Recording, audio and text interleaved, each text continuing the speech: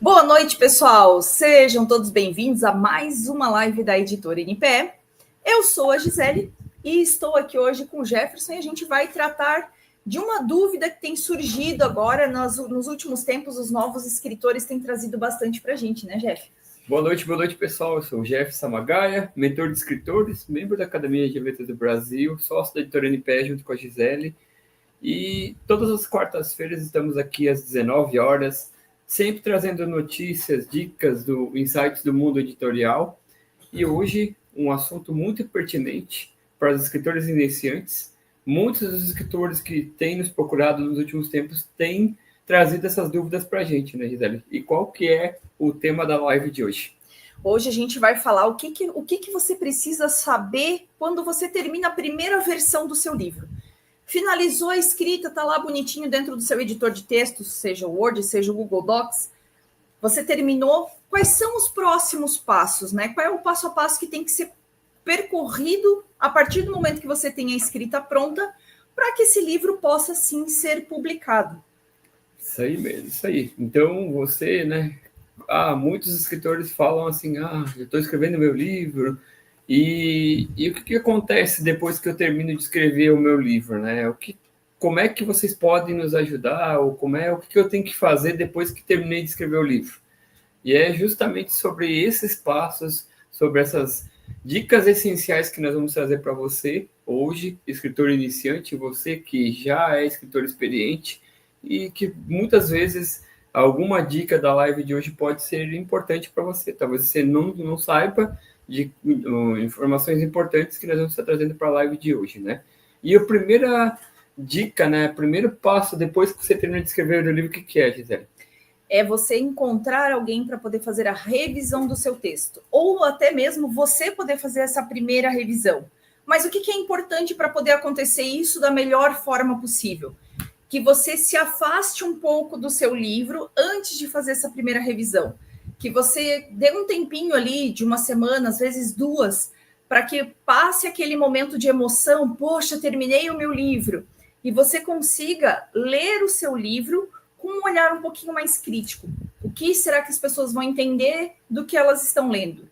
E é importante que você encontre alguém para revisar o seu livro. Nós temos esse serviço dentro da editora, alguém que não tenha visto o material em nenhum momento, porque ela está lendo como se ela fosse um leitor lendo pela primeira vez, né? Então já não tem o que a gente chama de leitura viciada, aonde a gente vai acompanhando a escrita de forma recorrente, e aí os erros acabam passando despercebidos. Então é importante que quem for fazer realmente a revisão seja um leitor que nunca tenha encostado no material, nunca tenha pegado, e que seja a primeira vez que ele está lendo, para ele conseguir entender qual é a mensagem que está sendo passada, se o que o escritor quer trazer, se é o que realmente o leitor está entendendo, está escutando, né? É muito importante, né, esse ponto que a Gisele citou de se distanciar do texto, né? A gente sempre diz para os nossos escritores e mentorados que quando você está no processo de escrita, você tem que manter a escrita sem se preocupar com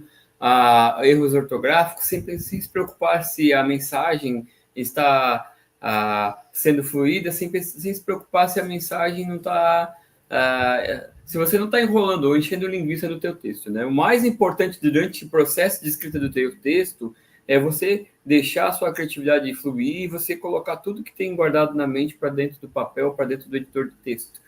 E, mais importante, que você não fique voltando, mas aqui tem um erro de português, mas aqui o que o pessoal vai achar? Primeiro coloque tudo para fora, jogue no editor do texto, jogue no caderno se você gosta de escrever, fazer a punho, mas o mais importante é que você faça isso. E a gente sempre recomenda, tem aqueles escritores que dizem assim, mas eu não quero chegar até o final do livro para poder fazer a revisão do texto. Eu gostaria de fazer a revisão ao longo da escrita. Aí o que a gente traz de dica para os nossos escritores e mentorados? Você escreve o capítulo, deixa ele ali de molho uns 2 ou 3 dias, parado. Por quê? Porque se você revisar e querer ler o teu texto logo após a escrita, o que acontece? Aquela sensação de que você está perdendo algo, né? Então você tem muito mais dificuldades para fazer corte de textos, aquelas mensagens que ficam enroladas ao longo do texto, que tornam o texto cansativo logo após a escrita.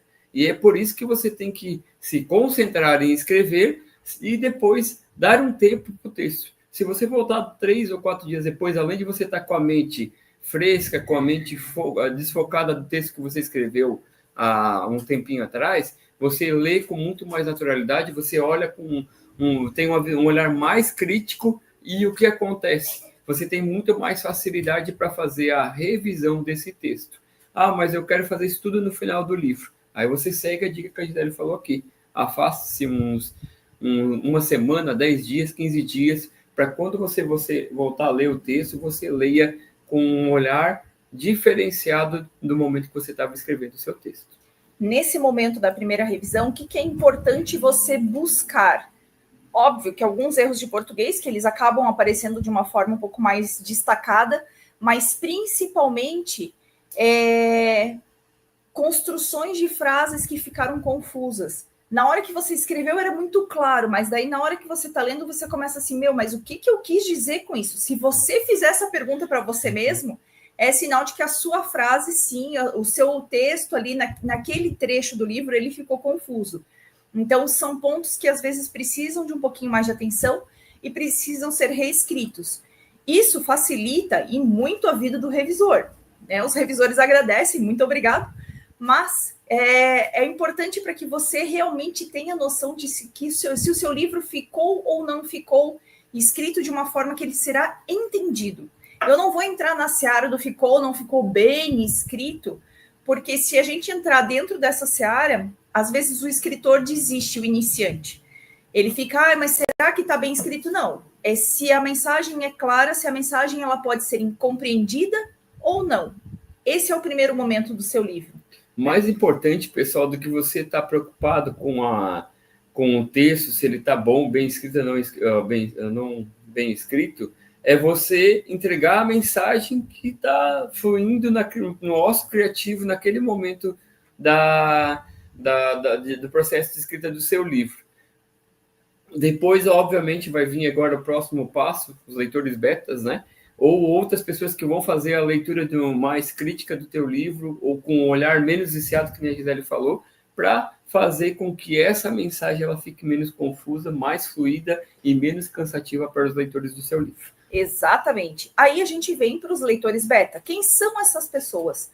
São pessoas em quem você confia, onde você vai entregar o seu material para elas antes ainda dele ser publicado, para que elas possam realizar a leitura desse material e possam trazer para vocês as opiniões. O que é importante nesse momento? Que você acolha essas críticas, mas não encare essas críticas como críticas ruins. Se vier uma crítica que você não goste, observa dentro do teu livro o que pode ser feito para melhorar isso ali, para que os outros leitores, quando lerem, não tenham esse mesmo olhar e essa mesma visão sobre o texto que você está escrevendo, né? Eu gosto muito de falar da crítica, né? Ela sempre você tem que ter aquele olhar de crítica construtiva. Use a crítica, se ela não for construtiva, para um degrau para você subir de nível. Talvez a pessoa que está lendo, ela está fazendo uma crítica com uma visão diferenciada de você. Talvez não faça sentido para a mensagem que você entregou. Mas mesmo a crítica que não seja construtiva, talvez seja um momento de reflexão para que você olhe assim, tá, se essa pessoa está fazendo essa crítica que não é tão construtiva quanto eu esperava, será que ela não tem razão? Talvez é você olhar para dentro do texto novamente, fazer uma nova leitura e dizer assim, caramba, talvez aqui eu precise melhorar um pouquinho a forma como eu estou falando esse texto para que a pessoa na qual fez a crítica, ela entenda qual é a mensagem que eu quero passar. E é muito importante nessa questão do leitor beta, né? A gente sempre gosta de falar aqui, e tem uma frase muito legal que a Gisele gosta de falar, que é assim, quer que eu seja sincero, é simpático ou sincero. Cuide para não colocar leitores betas, pessoas que acham o seu texto legal. Desconfie da pessoa que diz assim, o teu texto é legal, porque ou ela não leu, ou ela está com receio de te passar uma crítica que vai melhorar o seu texto. Então, prefira ter leitores, pessoas sinceras e que apontem, sim, pontos de melhoria no seu texto, do que somente aquela pessoa que diga assim, não, eu li o teu texto e está maravilhoso, tá um must. Então, use esse artifício de buscar leitores profissionais, leitores críticos que vão trazer a opinião sincera e não a opinião simpática. Exatamente. Depois que passou dessa fase onde você fez uma busca dentro do seu livro para ver se a mensagem estava clara, passou pela mão dos primeiros leitores, que são essas pessoas de confiança para você, aí o livro ele vem para uma questão da revisão profissional. Esse revisor profissional, ele vai fazer o quê? Ele vai melhorar a qualidade do seu manuscrito. O ideal é que você não busque puramente a revisão ortográfica somente, mas sim busque um revisor que faça, que trabalha, como a gente trabalha aqui dentro da editora, que trabalhe a parte da edição textual. O que é a edição textual? Às vezes é você pegar e conectar os pontos de uma forma um pouquinho mais coesa, trazer um trecho do livro que estava aqui, trazer ele para baixo, pegar um trecho que estava aqui embaixo, trazer ele, eu sugeri que traga ele para cima, para que você possa, assim, trazer uma fluidez para o texto, para que esse texto ele tenha uma coesão, que a mensagem fique muito clara para o seu leitor, para que o seu leitor ele leia e não se sinta cansado lendo o livro, né? Esse é o papel do revisor profissional. Além, óbvio, né, de trabalhar a sintaxe, vírgulas, erros de português e tudo mais. Mas um papel muito importante do revisor é realmente fazer essa conexão para a melhoria do seu texto. É muito importante, pessoal, né? E aqui eu gosto de falar, né, da questão da edição textual. A edição textual, ela é como se pegasse a pessoa, o profissional pegasse a pedra bruta do teu texto e lapidasse, fazendo com que a sua mensagem seja entregue com muito mais fluidez, com muito mais intencionalidade, com muito mais facilidade de leitura para o seu leitor. Quando o seu leitor pegar aquele texto, ele vai ler e não vai se sentir cansado, como muito bem falou a Gisele aqui, e ele vai se sentir motivado para continuar lendo o capítulo, e o próximo capítulo, e o próximo capítulo, até chegar no final do seu livro, e ele sair da leitura desse livro com o conhecimento, com a transformação, ou satisfeito com a leitura do seu livro. Que ele não tenha que voltar muitas vezes porque o livro ficou sem esses pontos fracos, né? Ficou sem essa ligação dos pontos, melhor dizendo. E então, eu costumo dizer que a edição textual ela é a lapidação de uma pedra bruta, transformando o seu texto numa pedra preciosa. E é bom só citar rapidamente, antes de a gente passar para o próximo tópico, essa questão do leitor beta e do revisor, né? Porque talvez não tenha ficado muito entendido por você que está aqui com a gente. O leitor beta ele vem realmente só para fazer aquela leitura, para passar um feedback mais de leitura crítica. Ele não vai fazer a revisão textual e nem a edição textual do teu texto. Ele vai simplesmente fazer a leitura e ver se a mensagem está sendo entregue. O revisor, a pessoa, o profissional que faz a revisão, ele vai corrigir os erros ortográficos e vai fazer a edição textual, como a gente colocou agora há pouco aqui, né, Gisele? Passando para o próximo tópico, a gente vai para qual tópico depois da revisão textual, Gisele? Feita a revisão textual, você acolheu as informações do seu leitor beta e tudo mais, aí vai ser um trabalho de reescrita. Mas não se assustem, não é reescrita do livro inteiro. É reescrita daqueles trechos que às vezes possa ter ficado um pouco confuso. Às vezes, o próprio revisor, a gente trabalha dessa forma na editora. Tem a parte da revisão, e depois que é feita a revisão, o revisor senta com o escritor e repassa a revisão. E aí a gente vai discutindo, vai conversando. Olha, nesse ponto aqui não ficou tão claro. O que você quis dizer aqui, o que você quis dizer assim. O revisor sugere algumas alterações de texto. Em alguns casos, o livro volta para as mãos do escritor, para que ele possa reescrever, então, esses trechos que ficaram um pouco difíceis de ser entendido, que precisa de um pouquinho mais de clareza.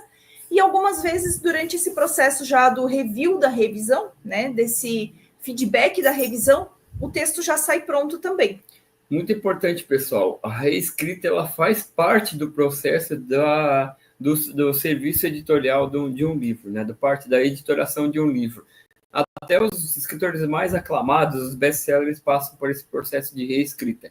E, normalmente, de 15% a 20% dos textos que foram escritos na primeira versão, eles acabam sendo reestruturados para que a leitura fique mais dinâmica, mais fluida e que a mensagem seja entregue de maneira com que o seu leitor entenda a mensagem na primeira vez que ele fazer a leitura do livro. Não é aquela coisa de tipo, caramba, parece que eu estou lendo um livro que não sai do lugar, parece um cachorro mordendo o próprio rabo, que fica andando em círculo e não resolve a situação. A reescrita do livro, ele é um processo normal e natural de qualquer livro. Então, não se preocupe, porque eu não sei ler, porque eu vou ter que reescrever, porque o revisor, o leitor beta não entendeu o que eu falei.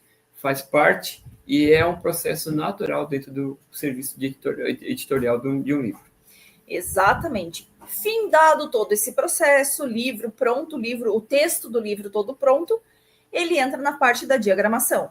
Então, é onde é começado a ajustar esse texto para que ele fique no formato que é necessário para que ele possa ser encaminhado para a gráfica, que ele possa ser encaminhado para as plataformas digitais, para que o livro possa chegar de uma forma agradável e que ele possa chegar de uma forma coerente para o seu leitor, né?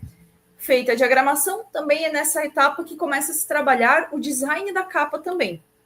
Por que só agora nesse momento? Porque a gente já conhece daí o conteúdo do livro, a gente já conversou com o escritor algumas vezes, a gente já trocou com o escritor algumas ideias sobre qual é a sua ideia para ter uma capa. O que você gostaria que aparecesse na capa? Lembrando que a capa é o cartão de visita do seu livro. Você não vai pegar e escrever um livro infantil e colocar uma capa de terror. Ou você não vai pegar e escrever um livro de negócios e colocar uma capa infantil, né? A menos que seja negócios para crianças, né? Aí é outra situação. Mas a capa, ela deve sim conversar com o conteúdo do livro. Porque a pessoa vai olhar a capa, pode ser só o título do livro, um título chamativo? Claro que pode. Mas ele vai olhar a capa e ele vai, pelo menos ele precisa conseguir entender do que se trata esse livro.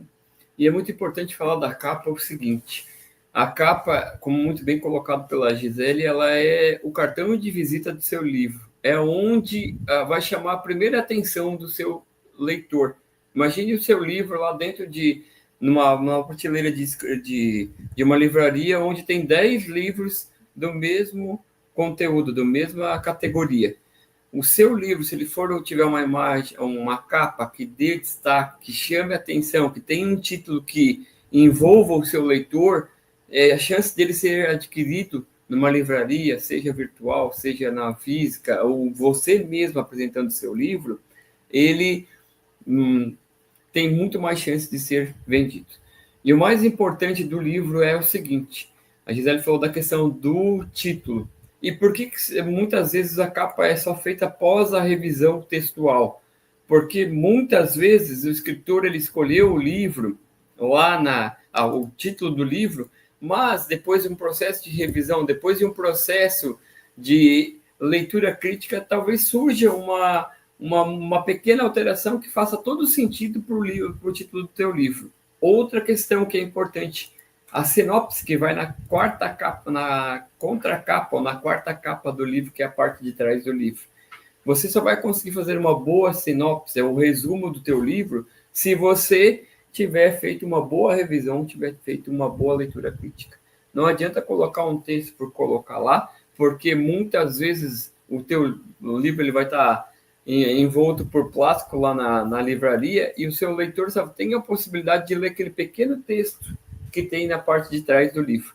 E se aquele texto não for bem escrito e não for feito pós a revisão textual, quando você já tenha o domínio da mensagem do seu livro, talvez ele não seja um livro tão vendável quanto você imagina. Exatamente. Terminado todas essas etapas, chega o momento da impressão. Então, você leva, enquanto esse livro ele está sendo enviado para a gráfica e tudo mais, é o momento em que você começa. Óbvio que o processo de divulgação desse livro ele pode ser a partir do primeiro momento em que você pegou a primeira caneta, que você digitou a primeira letra dele dentro do seu editor de texto.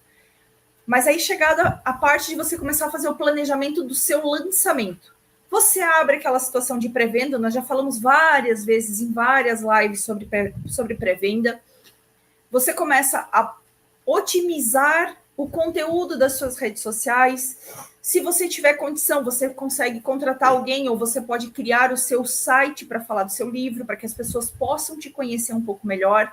E você faz todo, então, esse processo de planejamento e preparação para o lançamento do seu livro.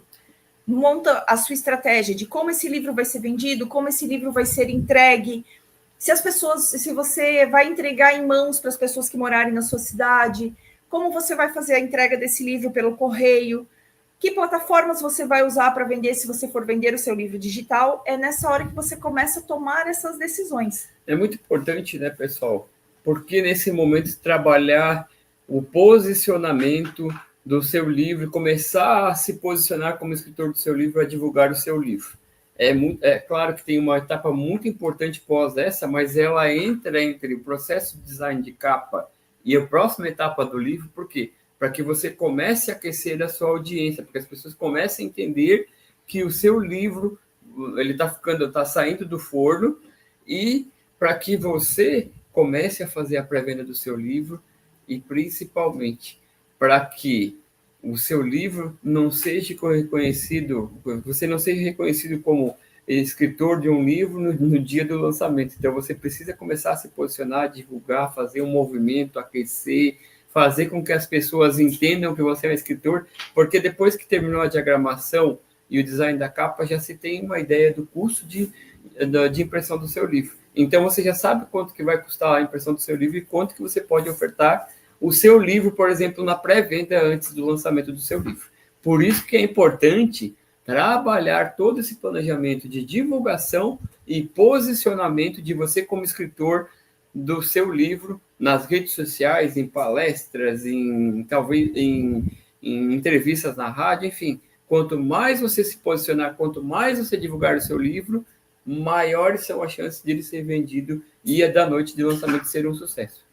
E um pouco antes dele ir ainda para a gráfica, né? Está terminado o livro para impressão, está tudo finalizado, diagramação, a capa, está tudo finalizado, chega o momento de registrar o seu livro. Por que só registrar nesse momento? Porque daí você já sabe quantas páginas o seu livro vai ter, se ele for digital, qual vai ser o tamanho do seu arquivo. E são informações que são registradas, né? Que são informadas no momento desse registro. Então, chega a hora de registrar os códigos ISBN, lembrando que existe um código ISBN para o livro físico, mesmo que seja o mesmo livro, o mesmo conteúdo, se ele for vendido no formato digital, ele tem um código próprio para o livro digital.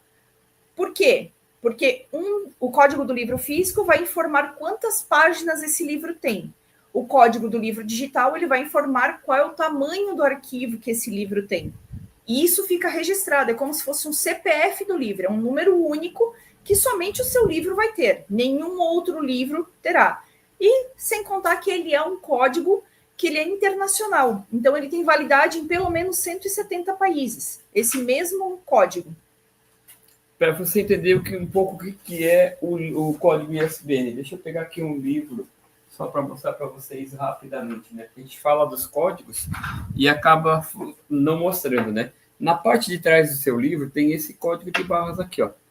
Esse daqui é o código ISBN, onde tem as informações técnicas de quantas páginas tem o teu livro, qual é o tamanho do livro, qual é o tamanho do livro se ele for digital, onde ele foi escrito, quem são as pessoas que fizeram parte da equipe para montar o seu livro, o local onde ele foi escrito, o ano que ele foi escrito, qual é o assunto, quais são as categorias que regem o seu livro. Então, toda essa informação ela está contida dentro desse código de barras, que é o International Standard Book Number, ou Registro Internacional do seu número de número do seu livro, né? Como muito bem colocado aqui pela Gisele, é um registro que vale para mais de 170 países.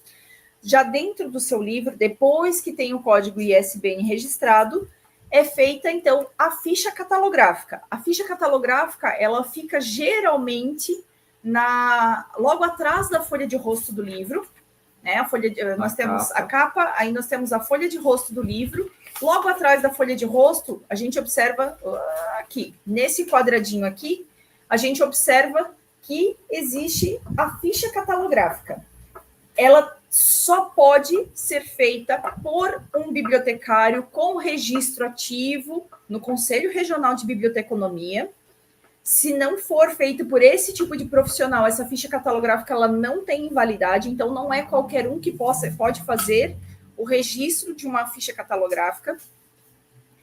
E ali vai ter o nome do autor, a data de publicação, tem a quantidade de páginas, tem quais são os assuntos tratados dentro desse livro. Ele é importante para quê? Para que o seu livro, por exemplo, de empreendedorismo para famílias, ele não vá parar na estante da culinária.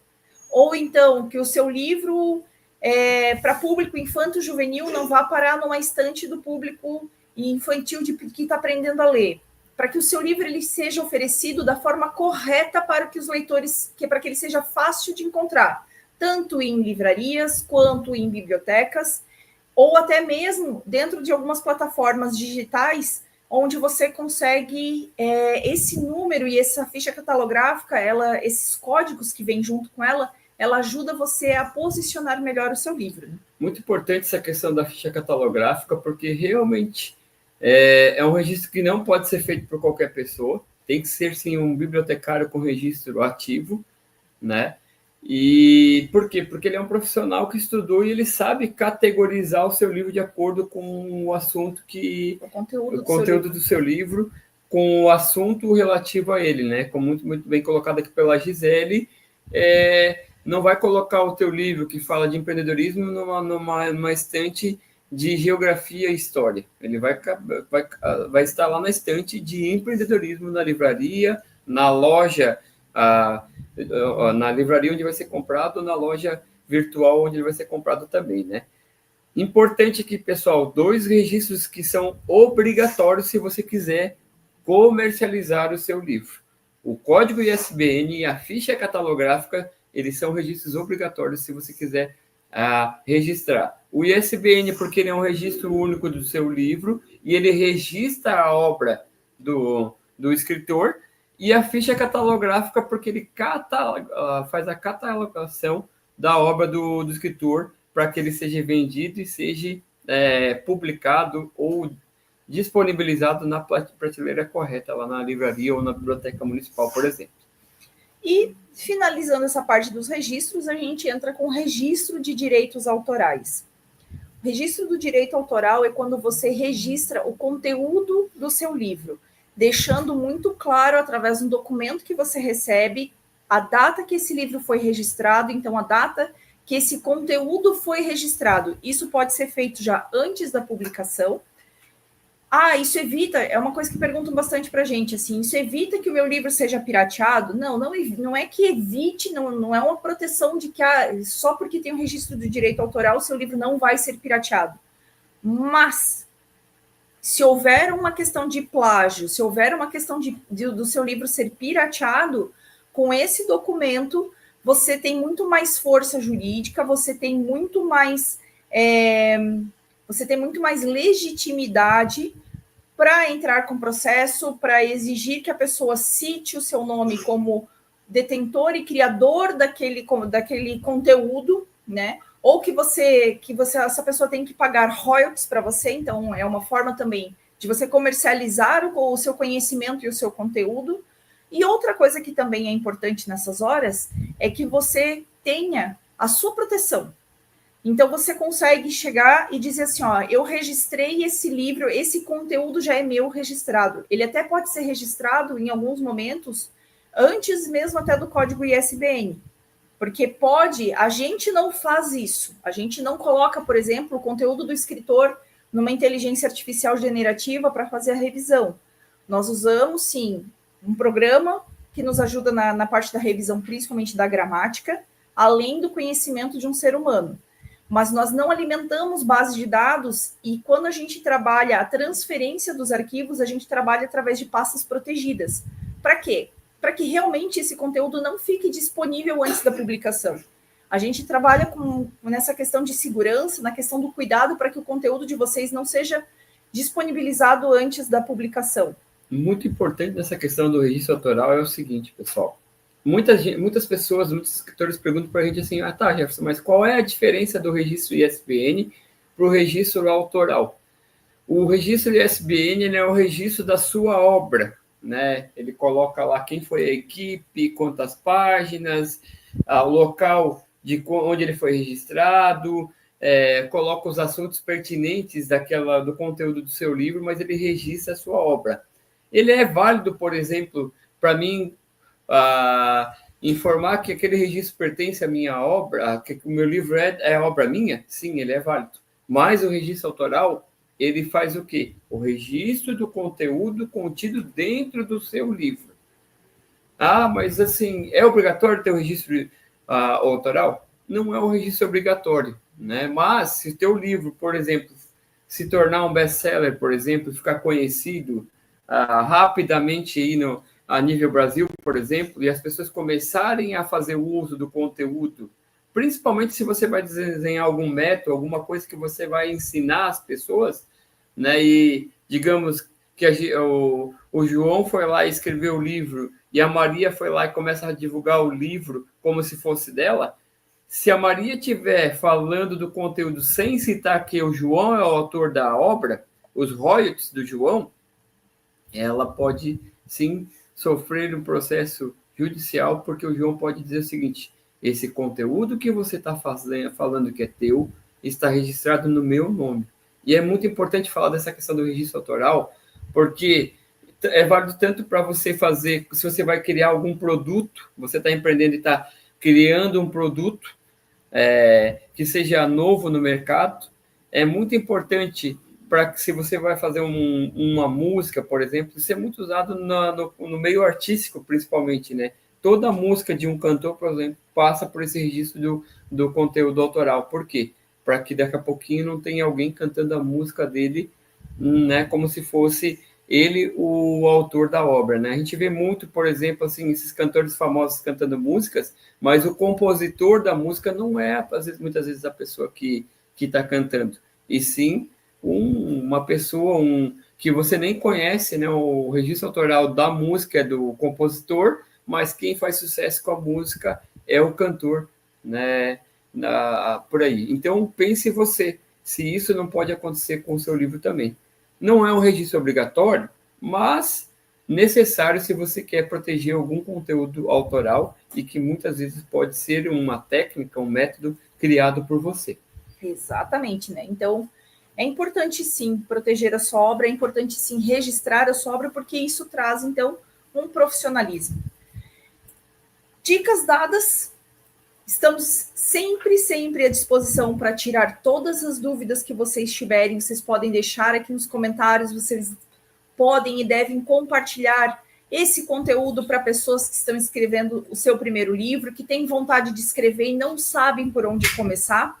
Então, vocês podem sim ir atrás de compartilhar e disseminar esse conhecimento, né? Nos ajudar a disseminar esses conhecimentos. E contamos com vocês na semana que vem para a nossa próxima live, né, Jeff? Se esse conteúdo ele fez sentido para você, deixe seu comentário, curta, compartilhe, se inscreva no canal da Editora NPE e, principalmente, ative o sininho para que você seja notificado toda vez que a gente entrar online aqui. Deixe o seu comentário se você queira que a gente traga um assunto pertinente, se você tem alguma dúvida que a gente possa trazer numa outra live, ou se você tem o desejo de escrever o seu livro, deixe ali que a nossa equipe vai entrar em contato com você e vai fazer você se tornar escritor da sua própria história. Tá bom, pessoal? Toda quarta-feira nós estamos aqui no canal da Editora NPE, falando de dicas e insights do mundo editorial. Então, se eu fosse você, logo depois dessa live, eu ia lá, me inscrevia, comentava, curtia e assinava o sininho, ativava o sininho, para que na próxima quarta-feira você esteja aqui conosco novamente. No mais, eu quero agradecer a todos que participaram aqui ao vivo dessa live, a você que vai assistir essa live gravada. Nota que a gente não tenta deixar essas lives muito longas para que você possa reassistir e assistir quantas vezes quiser, para que você possa pegar e anotar as dicas que a gente traz aqui para vocês. Tá bom, pessoal? No mais, eu me despeço por aqui, desejando a vocês uma excelente semana e até a próxima live. Agradeço a presença de todos, boa semana para vocês e até a próxima live. Tchau, tchau, pessoal! Tchau, tchau!